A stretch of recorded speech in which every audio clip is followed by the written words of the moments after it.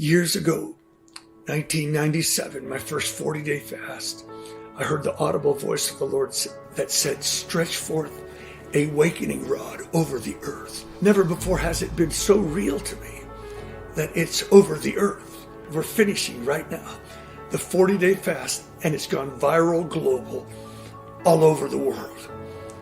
But there's a storyline behind it. I was reading a book called Atomic Power Through Prayer and Fasting.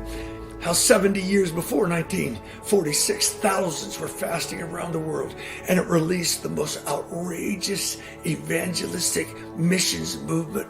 And now we're 70 years from that point. So the other day, we're here holding up, just a few of us, fasting and praying. Suddenly explodes in us when we're reading the scripture where Jesus was on the road to Emmaus with his two disciples, and they didn't recognize him. And when they invited him and wanted him to come into their home, he sat down, and when he broke bread, suddenly there was an unveiling of their eyes, and they could see it was Jesus, the one they had longed to see. You see, I believe God has timed all of this.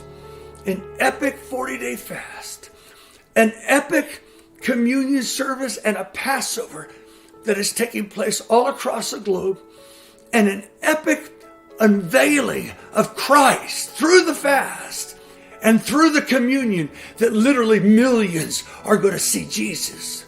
And we felt the Lord say, "I want you to hold a communion service in this room where we've been holding up for all these days, and invite all those who have been on this 40-day fast. We're going to have a translation in Portuguese.